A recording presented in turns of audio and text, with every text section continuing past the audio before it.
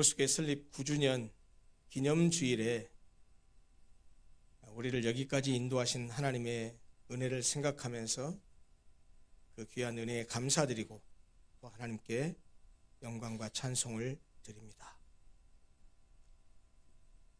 저는 평생 대학 강단에 섰던 사람이었습니다.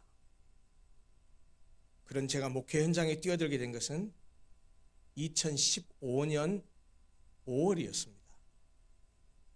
당시 송도에 K교회를 다니시던 한 장로님께서 담임 목회를 해보고 싶어 하던 사돈을 위해서 여기로부터 차로 가면 한 15분 소요가 될 겁니다. 시흥시 장현동 시흥시청 앞에 있는 타워빌딩 4층 약 100평 공간 전층을 임대하고 인테리어를 거의 마무리하고 있었던 상태였습니다. 그런데 사돈이 갑자기 목회를 포기하는 바람에 목회자가 없는 예배당만 준비되고 있던 상황이었습니다. 그때 그 장로님과 같은 교회를 섬기고 계셨던 우리 안은숙 집사님 그리고 김현재 집사님 부부가 그 장로님께 저를 소개해 주셨고, 저는 그 장로님을 통해서 그 준비하고 있는 그 시흥의 그 교회에서 그 교회를 맡아서 좀 목회를 해달라는 제안을 받게 됐습니다. 모태신앙으로 자라면서 일찍이 청소년기에 예수를 인격적으로 만나는 귀한 은혜를 받고, 그리고 고등학교 2학년 겨울방학 때 우리 교단에서 행하던 전국 SC 동기수련회 때 목사가 되겠다고 하나님께 서원을 했던 저는 청년 시절부터 한국교회를 바라보면서 항상 안타까운 마음을 가지고 있었습니다. 저는 개인적으로 참 불행한 목사입니다. 평생을 신앙생활을 하면서 교회를 떠나지 않았지만 정말 행복하고 즐겁고 바람직한 교회, 모든 것이 만족스러운 교회, 그리고 그런 목사님을 저는 사실 경험하지를 못했습니다. 그래서 늘 마음 가운데 좋은 교회, 좋은 목사에 대한 어떤 바람, 간절한 열망이 있었습니다. 그러면서 이미 목사로 서원을 했기 때문에 내가 그런 목사가 돼서 그런 좋은 교회를 일궜으면 좋겠다라는 생각은 가졌지만, 목회를 한다는 것이 어떤 것인지를 너무나 잘 알고 있었고, 그리고 도저히 그 고난과 형극의 길을 갈 자신도 용기도 없었습니다. 그래서 늘 생각만 있고 목회를 망설이고 있었습니다. 그리고 어떻게 하다 보니까 공부를 계속하게 됐고, 또 하나님께 새롭게 은혜를 주셔서 신학교는 가서 목사는 됐지만, 또 어떻게 되고 보니까 다시 또 교수가 돼서 일을 하다 보니, 물론 교수가 돼서 학교에서 학생들을 가르치고 전도하는 학원 목회를 했던 것도 사실입니다. 그렇지만 이런 현장의 교회를 목회하는 이런 현장 교회 목회에 대해서 나설 용기도 없어서 늘 망설이고 있었던 저였는데, 그 장로님을 통해서 이미 장소와 시설까지 다 준비된 그런 교회가 세워져 있고, 그 교회에 와서 목회를 해달라는 제안을 받았을 때 저는 그 장로님의 제안을 하나님의 부르심으로 받아들였습니다. 그렇게 해서 시흥에서 목회를 시작하게 되었습니다. 당시 제가 교수 신분이었기 때문에 자비랑 목회로 시작을 했습니다. 그날이 2015년 5월 10일입니다. 사실 우리 로고스 교회는 그날 시작됐습니다. 그때 함께했던 성도 가운데 지금도 남아있는 성도가 우리 김민지 권사님, 그리고 지금 오신 안은숙 집사님 가정 두 가정입니다. 몇 개월이 지나지 않아서 성도들이 교회를 송도로 옮기자고 했습니다. 이유가 재밌었습니다. 목사님 설교를 3, 4개월 들어보니 목사님이 이렇게 시골 촌구석에 있을 목사님이 아닙니다. 그리고 목사님 목회 철학이나 설교 스타일이 송도에 가면 딱 맞을 것 같습니다. 제가 거절했습니다. 이유는 단순했습니다. 그 교회를 준비한 장로님이 1억 이상을 들여서 예배당을 준비했는데 거기서 해보지도 않고 3, 4개월 만에 예배당을 옮기자고 하니 그걸 어떻게 옮길 수 있겠습니까? 그건 목회 윤리적으로 도의적으로 받아들일 수 없었습니다.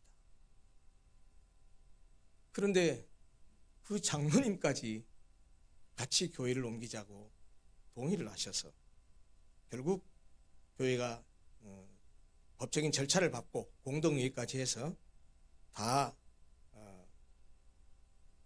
그렇게 하자라고 의결을 해서 교회를 옮겨오게 됐습니다. 송도로. 거의 1년 만인 2016년 5월 15일에 시흥에서 마지막 예배를 드리고 송도로 오게 되었습니다. 그러나 그 당시에는 예배당을 임대할 형편이 되지 못했습니다. 예배당을 임대할 형편이 되지 않으니까 성도들이 저한테 제안을 했습니다. 목사님, 송도로 이사를 오셔서, 제가 그때 수원에 살고 있었거든요. 송도에 이사를 오셔서 목사님 집에서 예배를 드리십시다. 목사님이 그러시잖아요. 교회는 건물도 장소도 아니라고. 교회는 사람이 본질이라고 하시지 않습니까? 그러니 장소가 뭐가 중요하고 공간이 뭐가 중요합니까? 목사님 이사 오셔서 목사님 집에서 예배 드리면 되죠. 교인도 많지 않은데.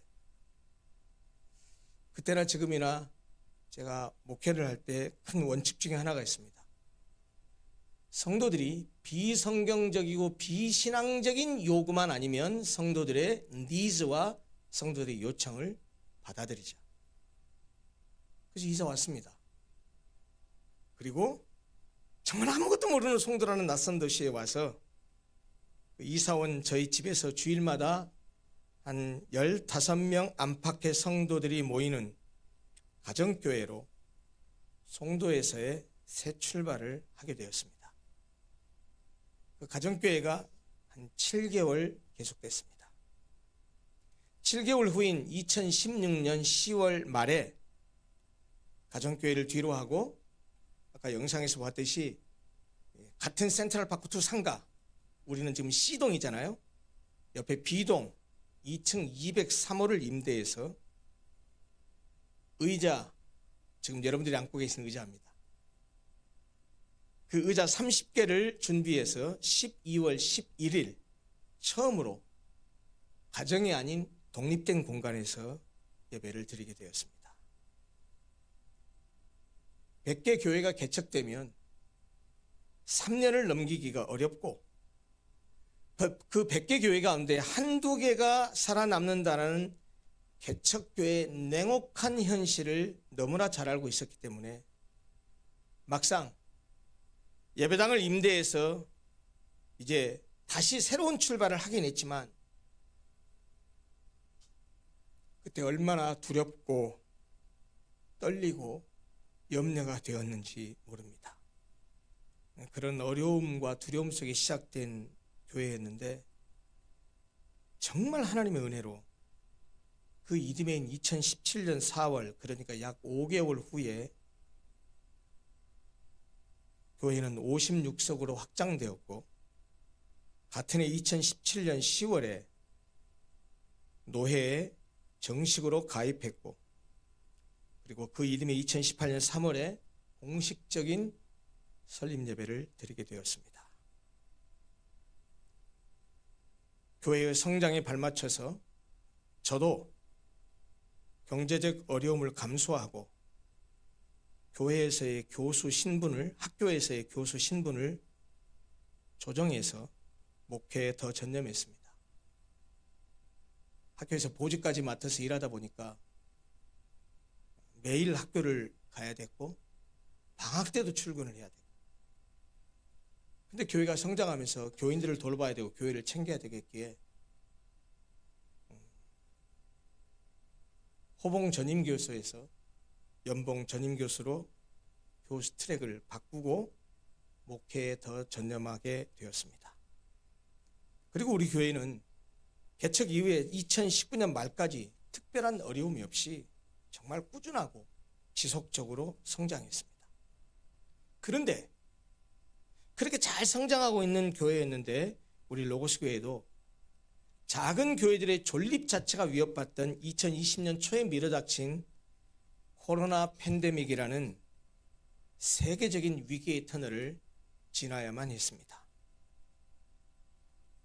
그런데 바로 그 어렵던 시기에 하나님은 우리에게 기적 같은 은혜를 베푸셨습니다.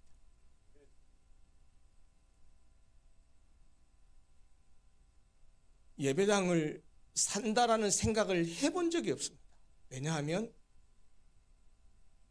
교인도 많지 않았고 그럴 재력도 없었고 재정이 허락지도 않은 상태였고, 그리고 그때나 지금이나 저는 그런 건물을 지향하는 그런 목회를 하지 않았기 때문에 생각을 해본 적도 없습니다. 그런데 2020년 5월 비대면 예배가 진행되던 중에 하나님께서 한 성도의 마음을 감동시키셔서 교회가 개척교회에서 벗어나 성장하려면 우리 소유의 예배당이 있어야 됩니다 라는 생각을 갖게 하시고, 그 당시 여기가 번호표를 받아서 기다려야만 하는 코다리 냉면집이었습니다. 근데 이 장소가 매물로 나왔습니다. 그 소식을 접한 그분이 지금의 이 예배당을 매입하자고 제안하시고 아무 조건 없이 무이자로 이 건물을 매입할 수 있는 자금 전액을 대여해 주셨습니다. 인간적인 계획이나 능력으로는 상상조차 할 수 없던 일입니다. 전적으로 하나님께서 그분의 마음을 움직이신 기적이요 하나님께서 행하신 은혜라고 믿습니다. 하나님께 쓰임받은 그 성도님께 지금도 감사한 마음을 금할 수 없습니다. 약 2달간의 인테리어를 마치고 2020년 11월 첫 주에 우리는 지금의 예배당에서 첫 예배를 드렸습니다.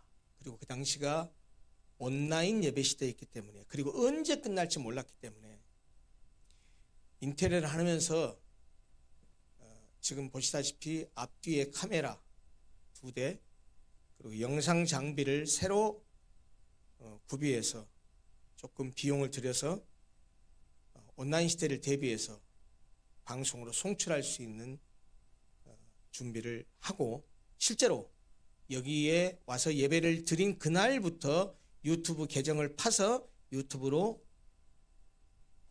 예배를 라이브로 송출하기 시작했습니다. 그리고 주일 예배 설교를 편집해서 유튜브에 게시하기 시작했습니다. 그리고 이곳에 새로운 둥지를 튼 지 오늘이 5년째 되는 그런 날인데요. 이렇게 여기에 새로운 둥지를 튼 지 5년 만에 송도라는 지역적 특성, 그리고 개척교회라는 한계를 넘어서 지금의 교회를 이루게 된 것은 그냥 식상한 표현이 아니고 정말로 전적인 주님의 은혜고 하나님이 베푸신 기적입니다. 오늘 설립 9주년을 맞아서 우리를 이처럼 은혜로 인도해 주신 하나님 앞에 이렇게 묻지 않을 수 없습니다. 하나님, 우리는 이제 어떤 교회가 되어야 합니까? 우리는 어떤 교회를 지향해야 합니까? 본문 말씀은 이 질문에 명확한 답을 주고 계십니다. 먼저 19절을 보십시오. 그러므로 이제부터 너희는 외인도 아니요 나그네도 아니요 오직 성도들과 동일한 시민이요 하나님의 권속이라. 예, 그렇습니다. 교회는 건물이 아닙니다. 우리가 찬양했고 그리고 오늘 특별히 카리스 찬양대가 드린 찬양의 제목처럼 우리가 바로 교회입니다. 본문 19절에 말씀하시는 것처럼 하나님께 속한 존재가 된 하나님의 권속이 된 우리가 바로 교회라는 말입니다. 아니, 나 자신이 교회입니다. 따라서 교회의 건강은 건물의 규모나 재정의 크기에 달린 것이 아닙니다. 내가 우리 성도님 한 사람 한 사람이 은혜 안에 서 있으면 그 교회는 건강하게 됩니다. 그러나 내가 흔들리면 그 교회도 흔들립니다. 그런 점에서 오늘 설립 9주년을 맞은 우리에게 하나님은 이렇게 말씀하십니다. 너희가 교회다. 네가 교회다. 그러니 흔들리지 말고 은혜 위에 굳게 서라. 또 20절을 보십시오. 너희는 사도들과 선지자들의 터 위에 세우심을 입은 자라. 그리스도 예수께서 친히 모퉁이 돌이 되셨느니라. 여러분, 교회의 기초는 우리의 열심이 아닙니다. 어느 한 사람의 업적이나 큰 예산이나 교회가 세워놓은 튼실한 시스템도 아닙니다. 교회의 기초는 하나님의 말씀이고 교회의 중심은 예수 그리스도입니다. 모퉁이 돌은 건물의 방향과 기준을 결정하는 돌을 말합니다. 따라서 이 20절에서 말씀하고 있는 예수 그리스도께서 교회의 모퉁이 돌이다 라는 이 말씀은 예수 그리스도가 교회의 방향과 가치, 교회의 사명을 정하신다라는 뜻입니다. 말씀으로 번역된 그 단어 로고스, 그리고 그 말씀이 육신이 되어서 우리 가운데 오신 예수 그리스도, 그리고 그가 전한 생명의 진리의 말씀, 그 모든 것을 포괄하고 있는 단어가 로고스입니다. 이 로고스라는 이름대로 말씀으로 돌아가고 그리스도의 중심을 회복하는 것, 그것이 교회가 건강하게 서는 유일한 길입니다. 그리고 그것이 우리 로고스 교회가 가고자 하고 지향하는 바입니다. 우리는 늘 말씀을 읽고 묵상하고 배우고 순종함으로써 그 모퉁이 돌이신 예수 그리스도 위에 굳건히 서고 그 예수 그리스도의 중심으로 우리 교회도 서야 합니다. 끝으로 본문 21절과 22절은 교회를 건물로, 즉 성전으로 비유하면서 우리가 어떻게 해야 하는지를 가르쳐주고 있습니다. 이렇게 말씀합니다. 그의 안에서 건물마다 서로 연결하여 주 안에서 성전이 되어가고 너희도 성령 안에서 하나님의 거하실 처소가 되기 위하여 함께 지어져 가느니라. 교회는 건물은 건물이되, 비유하자면 건물은 건물이되 완성된 건물이 아닙니다. 지금도 하나님께서 성령 안에서 계속 지어가시는 과정 중에 있습니다. 교회는 지금도 지어져가는 살아있는 성전이라는 말입니다. 우리 교회가 오늘 9주년을 맞았다는 말이 무슨 뜻입니까? 하나님께서 우리 교회를 9년 동안 지어오시고 세워오셨다는 말입니다. 앞으로 10년, 20년, 아니 주님이 오실 그날까지 하나님은 계속해서 우리 교회를 그렇게 지어 가실 것입니다. 그런데 특별히 오늘 본문 20절과 21절에서 우리가 주목해서 보아야 될 표현이 있습니다. 서로 연결하여 함께 지어져 간다는 말씀입니다. 여러분, 교회는 혼자 세울 수 있는 것이 아닙니다. 교회는 함께 세워가야 하는 공동체입니다. 성도 한 사람 한 사람이 은혜로 서로 연결되어야 합니다. 마치 벽돌 하나하나가 쌓여 건물을 이루는 것처럼 우리 모든 성도들이 서로 위로하고 붙들고 용납하고 함께 기도할 때 교회는 단단해지고 넓어지고 든든히 세워져 가는 것입니다. 우리는 다 받은 은사가 다릅니다. 교회에 사는 역할이 다 다릅니다. 사역하고 봉사하고 섬기는 일도 다 다릅니다. 그러나 나의 은사를 기쁨으로 나누고 내가 섬기고 일하는 그 자리에서 충성하고 그리고 지체들과 힘을 합할 때 우리 로고스 교회는 하나님이 거하시는 아름다운 믿음의 공동체가 될 것입니다. 여러분, 그러므로 우리는 이렇게 기도해야 하리라 생각합니다. 하나님, 저를 우리 로고스 교회를 쌓아가는 하나의 벽돌로 사용해 주십시오. 저로 인해서 교회가 무너지지 않게 해주시고 반대로 저로 인해서 우리 교회가 든든히 세워지게 해주십시오. 이렇게 모든 성도들이 함께 기도했으면 좋겠습니다. 사랑하는 성도 여러분, 9주년은 결승점이 아닙니다. 더 먼 미래를 향한 새로운 출발점입니다. 이제 내년이면 설립 10주년이 됩니다. 성년으로 가는 길목에 들어선다라는 의미라고 생각합니다. 우리는 이 은혜의 역사를 이어가기 위해서 새로운 3가지 결단을 했으면 좋겠습니다.